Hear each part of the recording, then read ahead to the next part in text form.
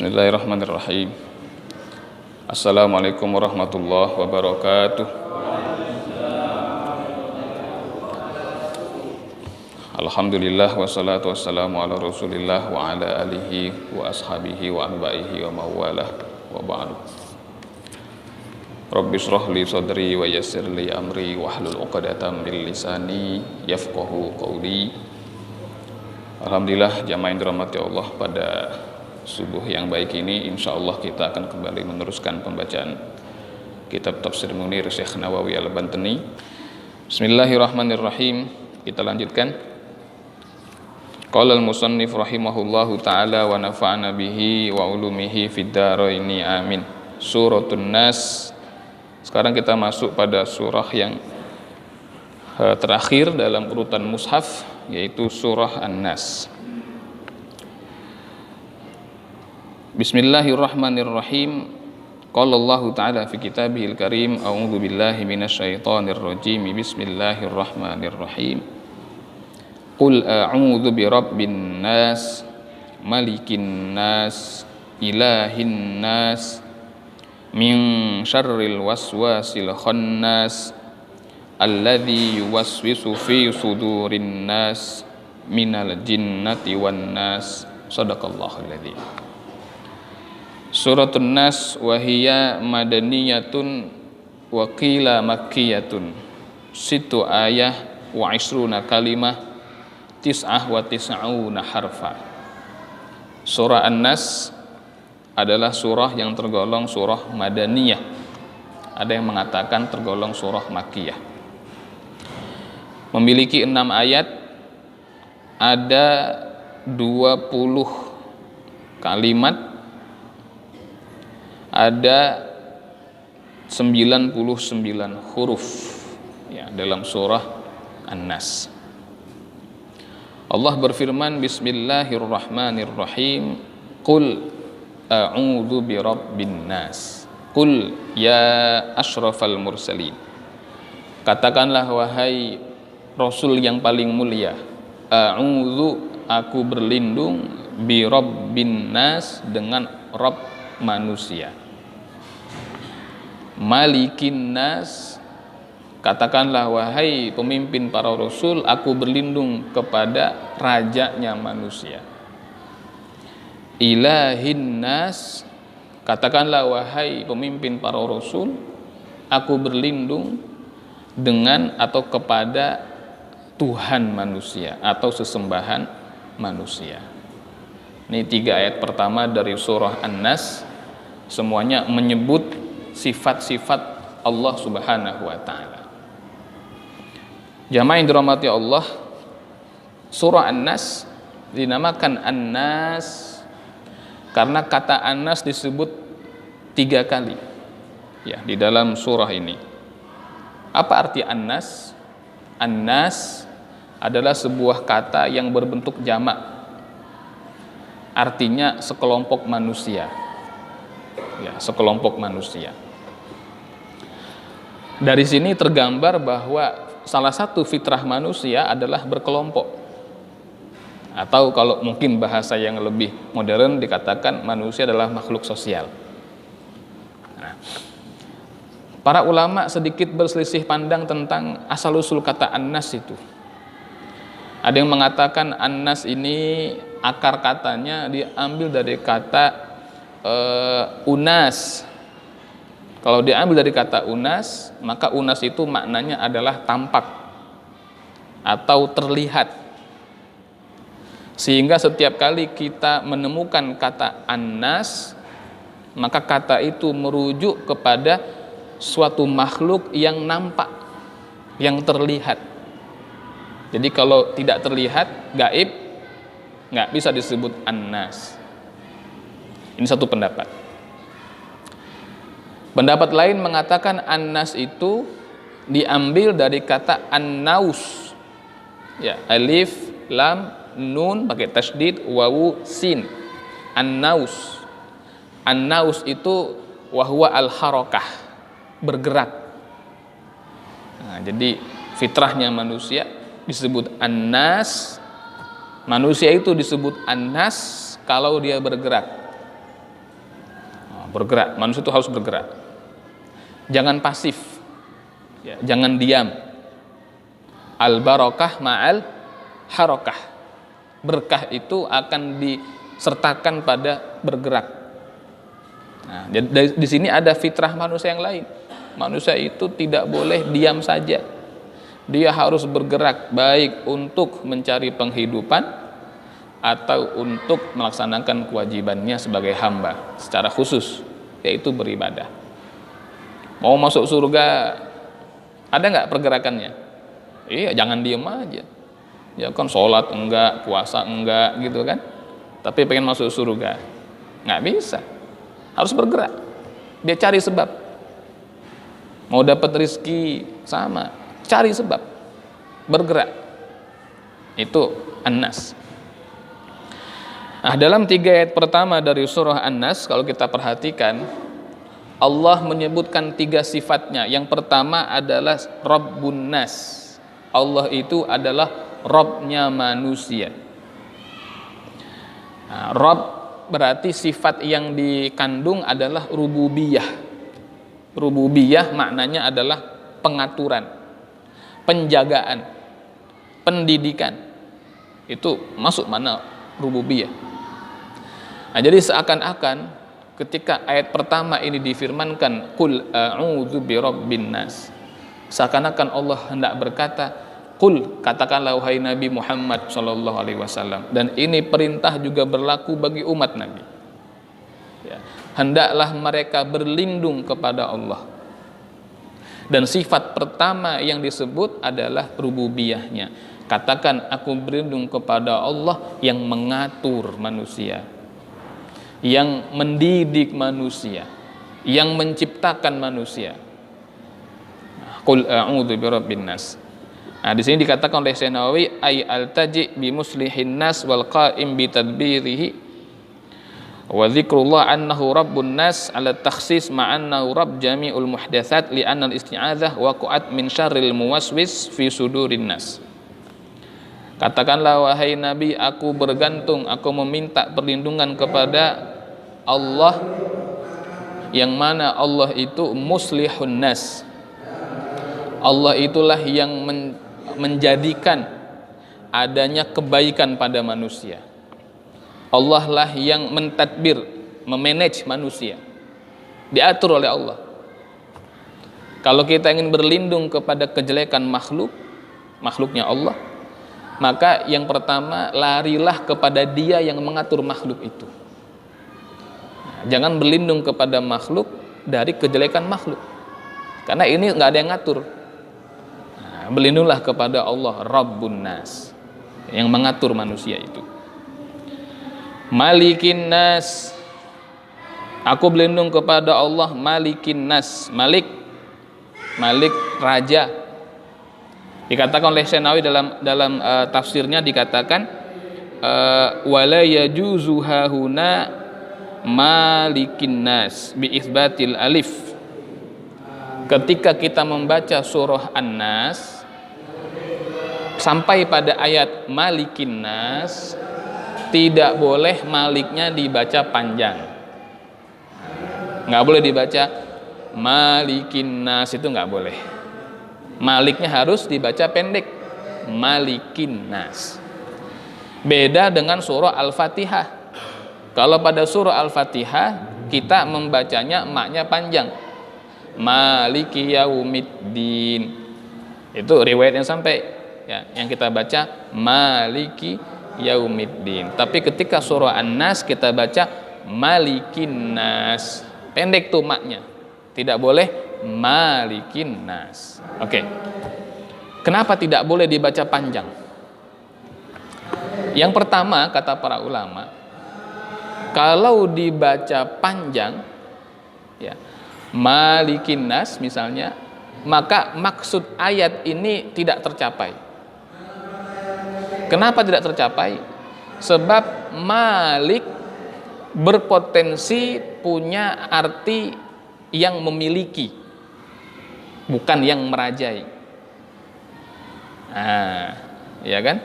Kalau disebut raja yang merajai, maka masuk di dalamnya makna memiliki.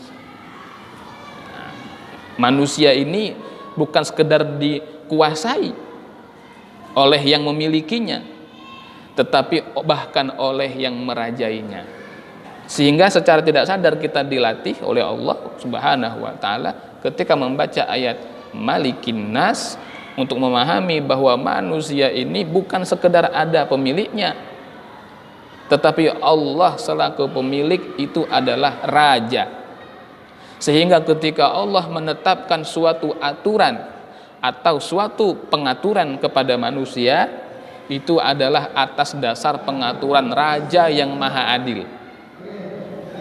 Seorang raja menguasai segala keadaan. Dia bisa tetapkan perintah, dia tetapkan larangan. Raja.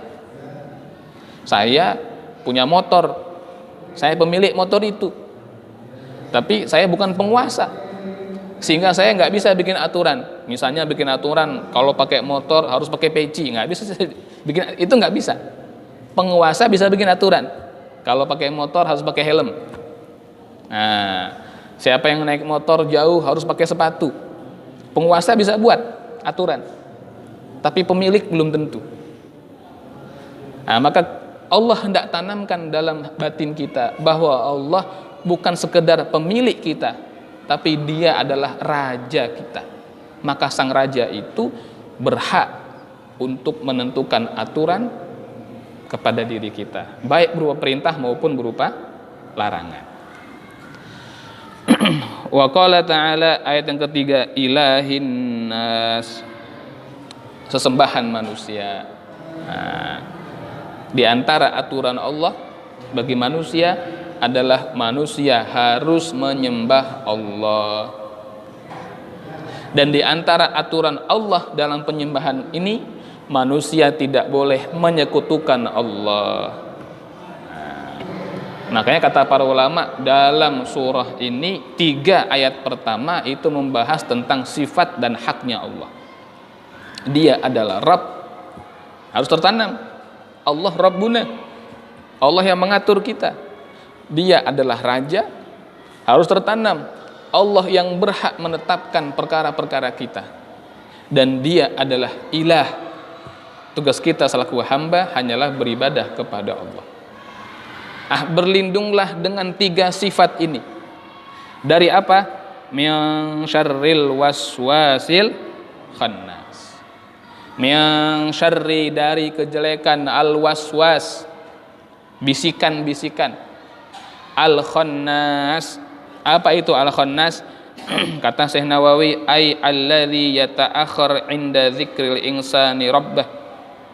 Wal waqf huna kaf liman rafa'a ma ba'dahu aw nasbahu ala syad, wal waqfa huna liman ja'ala ma ba'dahu na'tan lil waswas.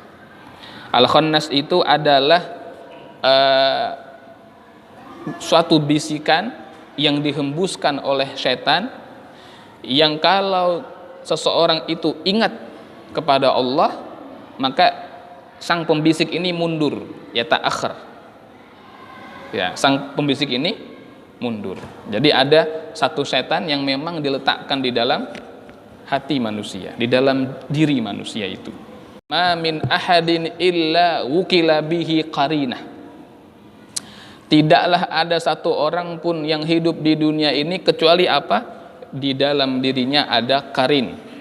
Ya, ada qarinah, ada qarin. Nah, qalu wa anta ya Rasulullah, kata para sahabat, termasuk Anda wahai Rasulullah, Anda juga punya qarin. Qarin itu sebangsa jin, ya, nah, sebangsa jin yang ada dalam diri kita. Setiap manusia ada itu. Termasuk Anda wahai Rasul. Kata Nabi, na'am, ya, termasuk saya. Saya juga ada qarinnya. Illa an a'anillah, tetapi Allah Subhanahu wa ta'ala menolong aku alaihi, untuk menundukkan qarinku, fa aslama, maka qarinku ini masuk Islam. Fala ya'muruni illa bi khair, maka qarinku ini tidaklah membisikkan sesuatu kecuali kebaikan. Itu kata Nabi sallallahu alaihi wasallam. Setiap orang punya qarin, tetapi qarinnya Rasul Islam. Ya, beriman kepada Allah. Adapun qarin-qarin kita ini semuanya kafir. Ya, mereka membisikkan pada kejelekan. Kalau hati kita lalai tidak menyebut nama Allah, kencang bisikannya. Begitu kita ingat kepada Allah, mundur. Nah, itulah al-khannas. Ya, ketika ingat kepada Allah, dia mundur, menjauh. Ketika kita lalai, dia datang lagi. Dia datang lagi. Makanya pernah dalam sebuah hadis, kalau saya nggak salah ingat, itu Nabi sedang iktikaf di bulan Ramadan. Ya, sedang iktikaf di bulan Ramadan. Karena kebiasaan Nabi begitu, terutama kalau masuk 10 malam. Ahyal lail wa saddal mi'zar. Nah, ketika Nabi iktikaf, kan di antara aturan orang iktikaf itu kan tidak boleh keluar dari masjid kecuali ada uzur, gitu kan, ada urusan. Nah, suatu ketika, suatu malam, datanglah salah seorang istri Nabi ke masjid, yaitu Sayyidah Sofiyah binti Huyai radhiyallahu anha, nganterin makanan, ya kan, buat Rasul. Itu malam-malam. Maka begitu Sayyidah Sofiyah ini mau pulang sama Nabi, diantar. Nah, kata para ulama, enggak batal iktikafnya kalau kita keluar dari masjid nganter istri buat pulang atau beli air gitu kan, enggak batal walaupun keluar dari masjid. Nah, ketika Nabi sedang berjalan bersama Sayyidah Sofiyah malam-malam, di tengah jalan bertemu dengan dua sahabat Ansor. Kalau bahasa kita sedang ronda begitu, dua sahabat. Nah, begitu sahabat ini ngelihat ada Rasul, mereka cepat-cepat datang, ya kan? Oh, itu Rasulullah. Lalu mereka ucapkan salam kepada Nabi, lalu mereka melirik kepada perempuan yang ada di samping Nabi. Dan sebagai catatan, istri Nabi itu pakai niqab, ya kan? Pakai niqab. Mereka ngelirik, wah, perempuan. Terus mereka buru-buru pergi. Ya, buru-buru pergi. Begitu mereka pergi, sama Nabi dipanggil. Ya kan? Sini, jangan pergi dulu. Begitu bahasa kita kira-kira. Ada apa wahai Rasulullah? Kata Nabi SAW, ini istri saya, Sofiyah binti Huyai. Gitu kan? Kata para sahabat, ma'adzallah ya Rasulullah. Kalau bahasa kita, na'udzubillah Rasulullah, gitu kan? Nggak mungkin kita seuzon sama antum, nggak mungkin. Begitu kira-kira. Ya kan? Kata Nabi, jangan begitu. Karena setan itu majraddam. Ya, setan itu beredar pada manusia seperti darah. Nah, saya khawatir dia membisikkan sesuatu pada kalian. Nah, jadi supaya nggak ada fitnah, sama Nabi diberitahu, ini istri saya, Sofiyah binti Huyai. Nah, walaupun para sahabat tidak mungkin suudzon sama Nabi, wah, Nabi bawa cewek ini, nggak mungkin begitu, nggak mungkin. Tapi Nabi tetap bersikap hati-hati. Kenapa? Setan itu ada dalam diri manusia. Mungkin pas imannya kuat, setannya lemah. Begitu imannya turun atau ada sesuatu, barangkali ada seseorang berkonflik, misalnya dia nggak puas dengan pengaturan Nabi, dia kecewa dengan keputusan Nabi, masuk setan. Ya kan gitu. Oh, ternyata memang kemarin. Nah, itu setan yang ada dalam diri manusia, al-khannas, maka harus dihantam. Para ulama mengatakan kalau datang bisikan setan di hati kita, hantam dia dengan menyebut nama Allah. Allah, begitu. Allah. Nah, sebut nama Allah. Maka dia akan terbakar kalau dia bertahan. Dia pasti mundur. Pasti dia lari. Nah, inilah yang kata Allah, alladzi yuwaswisu fi sudurin nas. Nah, inilah dia, bisikan-bisikan itu ya dihembuskan oleh setan di hati manusia, minal jinnati wan nas. Nah, para ulama sedikit berbeda pandangan tentang ayat yang terakhir ini. Apakah ini ayat berdiri sendiri atau ini ayat masih terkait dengan ayat sebelumnya? Kalau dikaitkan dengan ayat sebelumnya, minal jinnati wan nas, dari bangsa jin dan manusia, kalau kita kaitkan dengan ayat yang di atas, berarti maksudnya adalah aku berlindung kepada Allah dari bisikan-bisikan yang jelek yang masuk ke dalam hati manusia, dan yang membisiki itu ada yang dari bangsa jin, ada yang dari bangsa manusia. Nah, kalau kita kaitkan, artinya apa maknanya? Artinya ada si pembisik dari bangsa jin, ada si pembisik dari bangsa manusia. Ada orang yang membisikkan keburukan, ada pula setan yang membisikkan keburukan. Ada setan yang mengajak pada kejahatan, ada pula manusia yang mengajak pada kejahatan. Itu kawan-kawan yang jelek, kawan-kawan yang buruk. Mereka mengajak kita pada keburukan. Ini kalau dikatakan ayat yang ke-6 terkait dengan ayat yang di atas. Itu satu pandangan. Pandangan lain mengatakan ayat ke-6 ini berdiri sendiri, nggak terkait dengan yang di atas. Jadi membacanya, aku berlindung kepada Allah, ya kan, Tuhan manusia, Robnya manusia, Raja manusia, sesembahan manusia. Dari apa? Dari kejelekan was-was, ya kan, yang dibisikkan ke dalam hati manusia. Wa minal jinnah, dan dari kejelekan bangsa jin. Wan nas, dan dari kejelekan manusia. Nah, jadi secara umum. Nah, ini pandangan yang kedua. Yang manapun masing-masing punya pendapat, boleh diambil. Ya, bagi yang mengatakan ini terkait, berarti si pembisiknya bangsa jin ada, kawan manusia juga ada. Bagi yang mengatakan tidak terkait, berarti di ujung ayat kita diminta oleh Allah untuk berlindung kepadanya dari kejelekan jin secara umum dan kejelekan manusia secara umum. Wallahu a'lam. Tapi kalau saya pribadi, ini pendapat pribadi, saya condong pada pandangan yang mengatakan ayat yang ke-6 ini masih terkait dengan ayat sebelumnya. Nah, sehingga maksudnya adalah pembisik-pembisik yang mengajak pada keburukan itu boleh jadi ada yang dari kalangan bangsa jin yang gaib, ada pula dari kalangan bangsa manusia yang bisa kita lihat atau bahkan bergaul dengan kita dalam kehidupan sehari-hari. Nauzubillah summa nauzubillah min dzalik. Awal hasil ini ujung daripada suratun Nas, ya.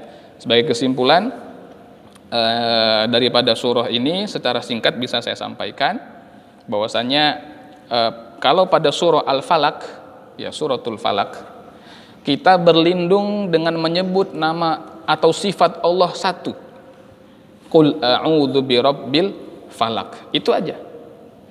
Menyebut satu sifat Allah, tapi kita berlindung dari tiga. Qul a'udzu birabbil falaq. Ini sifat satu saja. Min syarri ma khalaq. Wa min syarri ghasiqin idza waqab.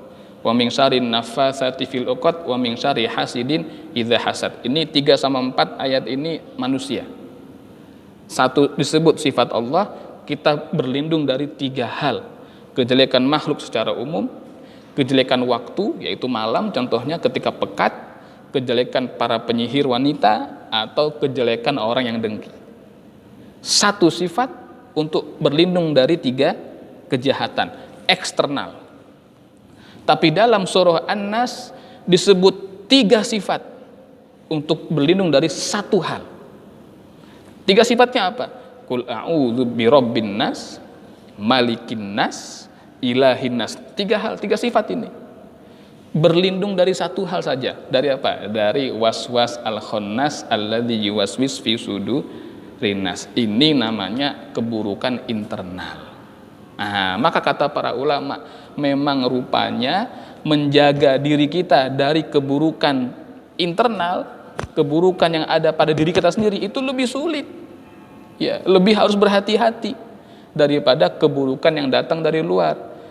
Malam yang pekat, penyihir, orang dengki, itu kan orang lain semua, di luar kita. Cukup berlindung dengan satu sifat Allah. Tapi kalau kejahatan yang terbit dari dalam diri kita, itu luar biasa dahsyat. Ya kan? Maka berlindungnya menggunakan 3 sifat Allah. Nah, ini ya. Mudah-mudahan apa yang kita baca ini bermanfaat. Amin ya rabbal alamin. Baik, sampai sini. Kalau mau tanyakan atau ditambahkan, saya persilakan. Berarti yang akan datang insya Allah kita baca surah Abu Lahab atau surah Tabbat. Ya, mudah-mudahan Allah memberikan manfaat kepada kita semua. Allah kuatkan iman Islam kita. Allah berkahi rizki kita. Allah jauhkan kita semua dari segala musibah dan bala. Yang sakit semoga Allah Ta'ala berikan kesembuhan, yang sedang sempit semoga dilapangkan, yang sulit semoga dimudahkan. Amin ya rabbal alamin. Wallahul muwaffiq ila aqwamit thoriq. Wassalamualaikum warahmatullahi wabarakatuh. Kafaratul majlis. Subhanakallahumma hamdika asyhadu an la ilaha illa anta astaghfiruka wa atubu ilaik.